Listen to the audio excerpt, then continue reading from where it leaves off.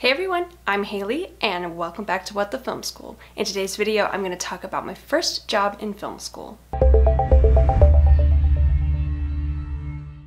For those of you that have been watching my channel for a little while, you'll know that I transferred from a state university before I went to NYU. So I'm going to talk right now about the first job that I had at that state school. So I entered as a freshman and I only went to that school for freshman year, and then I transferred during my sophomore summer to NYU. So going into college, I didn't have any paid work experience. I didn't have any full-time jobs, any part-time jobs, anything like that. I also knew it was kind of a necessity to get a first-time job in school because that was what was going to build up my resume for me moving forward. Luckily, I had done some volunteer work in high school that I was able to put on my resume temporarily, and if you're currently in high school as well and you have anything that you've done outside of school, even if it's not video related, any kind of job experience that you've had, definitely go ahead and put it on your resume because you never know if it's going to relate to a job that you apply to down the line. Unfortunately, as you get older and as you get closer to your graduation, if you're going to college, you can't really keep your high school experience on there unless it is extremely relevant and you feel that you need to keep it there. In my personal experience, I found that once you gain more work experience from being in college, if you do get some, the stuff in high school just becomes irrelevant because it becomes so long ago and you're so young when you're doing all that high school work that future employers don't really want to see what you did way back in the day. They just want to see what you've done in the last couple of years. So towards the end of my first semester freshman year, I was just looking on the university's website for careers because the actual university itself was hiring part-time and full-time jobs as well. So I thought that was obviously a really good opportunity to stay on campus and get that work experience that I needed while also still going to classes. Obviously, I didn't have as much time in the afternoons or the evenings to go and do a full-time job, so I really could only work, maybe about 10 hours a week. Looking on the university's postings where they were actually seeking students, they knew that people would be taking classes, so the work expectations weren't as great as a job that is outside of the university. So again, I was scrolling through my university's postings for these jobs and I found one that said student video technician. And because the word video popped up in there, I was like, that's got to be totally relevant to what I'm interested in because it's video and it's on campus and it sounds great.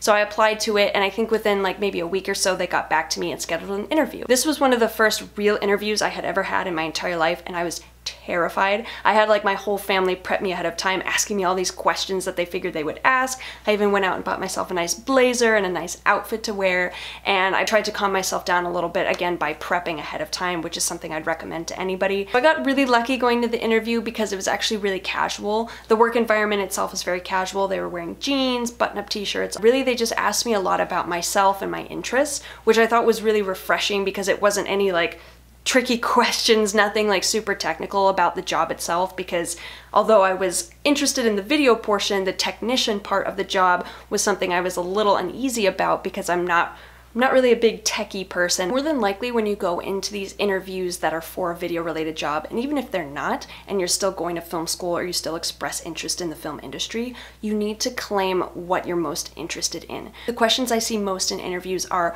what are my ultimate goals? What do I want to do in the industry? How do I intend to get there? How I see my career going in the next 10 years, all that kind of stuff. So it's really important, even if you are a freshman like I was going into a job that you are doing for the very first time, it is so helpful to just claim something that you're interested in. If you really love writing, if you really love directing, then just say that. Because it doesn't matter if that's something that you change down the line or if it's something that you just think is totally wildly ridiculous.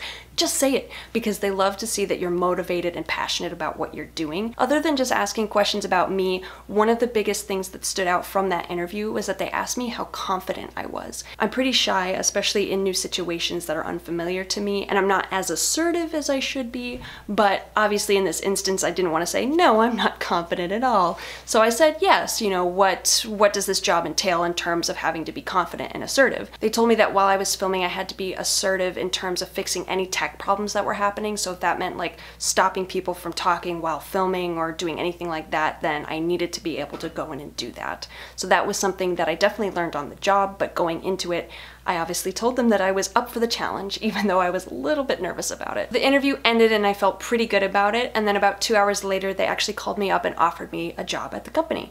So I obviously accepted, and I started working there in January, which was my second semester at that state school. Again, the job was student video technician, and what that basically meant was that I was the person behind the curtain, is what they referred to me as. The job was just to have me record these university lectures that happened every single week for those that couldn't actually make it into the classroom. them. So we record the lecture live and then they'd be put on our website for students who weren't on campus to go and view. We had specific classrooms that had cameras installed in them, and each camera was wired so that we didn't have to be in there controlling them. We were actually controlling them from a booth that was behind the wall. I had an entire switchboard that looked like it was from the 70s sitting in front of me. It had all these toggles for the different cameras. It had all the buttons so I could live edit and switch to the cameras while filming. And then obviously it had everything for me to record, stop the recording. As far as the technician portion of the job goes, I actually did have to do some techie sort of things. Occasionally we would have some issues with our computers that we were patching into, but the main issue came from the microphones that we had to patch into from the classroom to our computer system.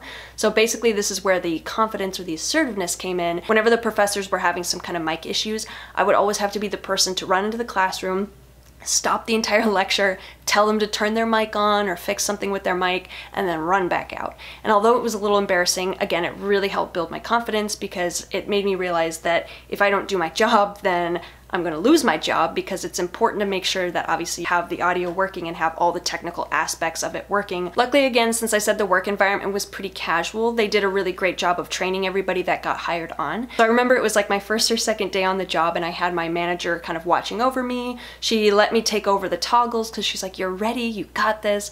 And at one point, the professor who was in the room next door was saying something and they asked me to do a close-up of him. So I tried to get as close as I could with one of the cameras and I cut to it and I toggled way too fast and the camera just whipped across the room, and that was what was recorded. So everybody who was watching that lecture got to see the camera just fly, and my manager panicked and she just took over the toggles from me, got the cameras back to normal, and told me basically, don't do that again. It's one of those things where you really learn that kind of stuff on the job, but luckily they didn't kick me off of the team for that one. Obviously I got much better at it as time went on. In total, I worked at that job for I think about 5 or 6 months up until the point that I transferred to NYU, and it was really a great first job for me, a great first part-time job. I was really only working maybe about 10 to 15 hours a week, so it was totally manageable. I really liked who I was working with. It was also a really great opportunity to network with some other students. They had hired a wide range of people to work there, and we were all related to film and TV somehow. So a lot of people that I was working with, I actually got to help them out on set later on because they were making their own short films on campus. I think in total I made about $9 an hour at that job, which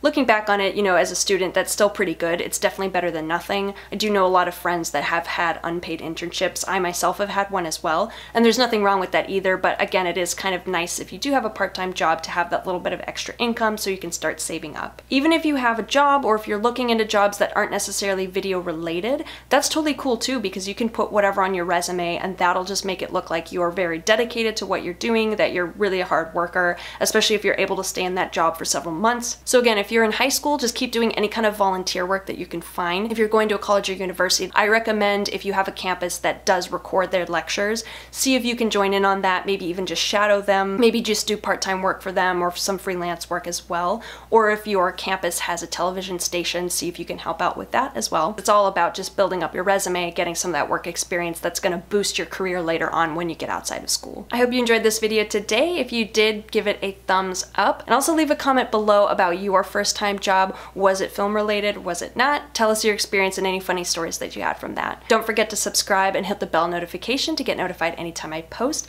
Check out all my social media, and also go to wtfilmschool.com where I'll be posting some exclusive content. Thanks again for watching. I'll see you guys again next week. Bye!